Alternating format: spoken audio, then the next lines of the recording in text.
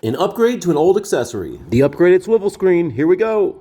As everything I've ever gotten from Test Studio, it came really well packaged, all really simple, everything individually packaged within the own box. Well, today I have a rotating screen mount for you I'm gonna put here on the Cybertruck, but you may have already noticed, I already have a rotating screen mount. What this one is it's supposed to be a 2.0.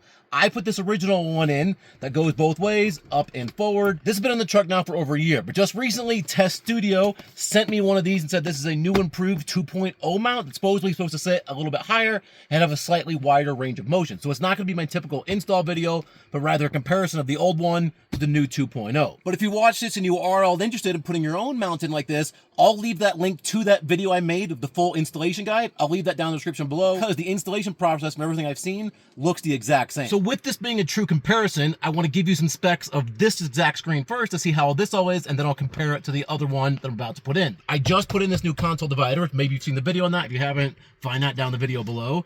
But if I measure this from top to the bottom, it looks like I'm sitting at about almost exactly 3.5 inches from this console to the bottom mount. Now, as far as the swivel left and right, I'm hitting both ways. So I can't imagine that swivels anymore because it's already there, but we'll see if it at least has that much. And I can see this probably sets, if I go all the way forward, I'm probably sitting just a few degrees, maybe about 5 degrees or so from totally vertical, 90. But when I put this all the way back, just to test that, let's go ahead and put a tape measure on that also. I'm sitting at almost exactly, again, 4 inches. So we'll take that to comparison as we put the new one on. So obviously now I'm into it, got the screen off. You can see this is the old mount, the 1.0. You can see it's in my hand here is the 2.0. So you can see just lined up, this is the main difference. You can see how much higher this one's gonna set than this one down below. And that was the biggest complaint of the original, was that it sat just a few inches lower, which made it just a little bit more off, and really you could still see over the top of it, so it was unnecessarily lower. But you can see right there, that's at least where it's gonna be one difference. Here's the next difference. As you're looking at here is the back of the screen I pulled off.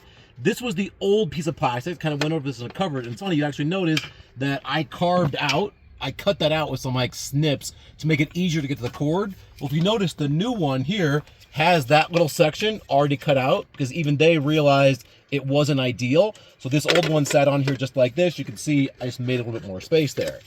The new one's gonna sit on it just like this, just the same, and it already has that area out, and this is gonna clip into place just like the old one did. Then real quick, the old shroud and the new shroud, again, very similar. You'll see the new one here just opened up a little bit more, a little more space, but actually when it's on the truck, I don't know if you could really tell a difference that much.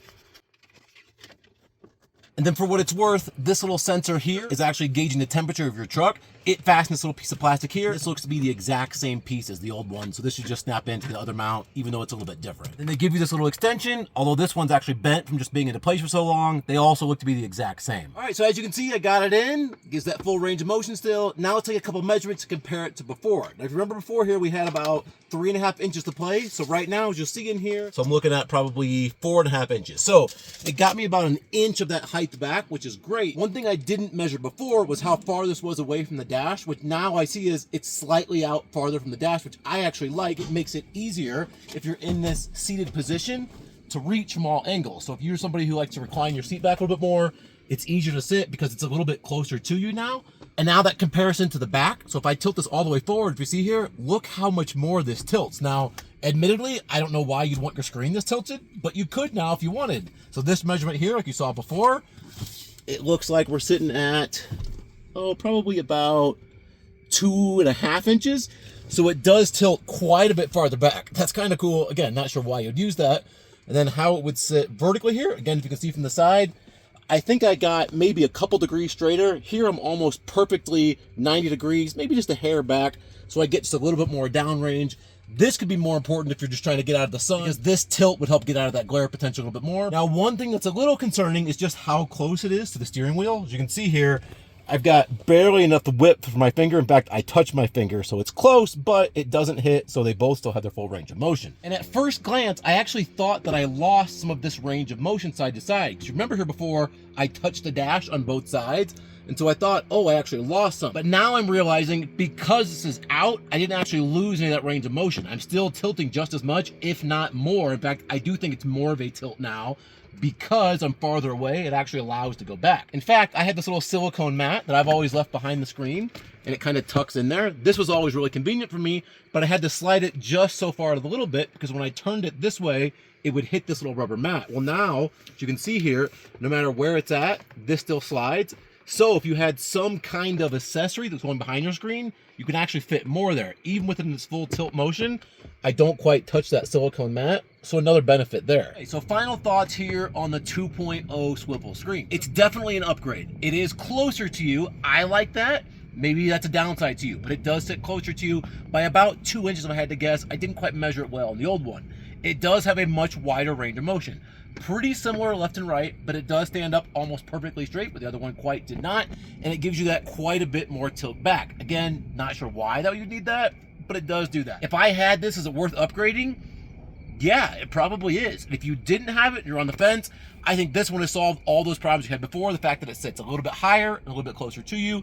That other little inch of clearance you have here makes a big difference. Allows me to use this little area here quite a bit more, whereas it was not quite as usable for many things.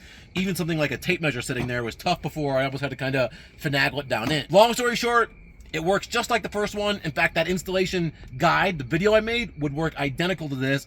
Everything's the same. The size of the screws, size of the hardware, everything is the same except the little plastic pieces are just slightly different, but that wouldn't affect the installation of it at all. Then one quick note, just to help you out in case you're in the middle of this. If you unplug your screen, obviously your power goes off. When you plug it back in, it might not come back on right away. Both times I did this, when I originally put this on a year ago and just now, it didn't come right on for whatever reason. So I unplugged the wire, plugged it back in, inverted it upside down, not sure if that matters. And I just kind of left it for a minute and I said, I'm gonna wait for the truck to go to sleep and come back. And the next thing I know, my son holding the camera said, oh, Dad, it's back on. So it popped back on. So if yours doesn't come back on right away, don't panic. Maybe try adjusting your cord. Give it a minute. It needs to like recalibrate, kind of sense everything back. It'll come back on. As always, thanks for watching and use that channel name if you want 20% off. See you on the next one.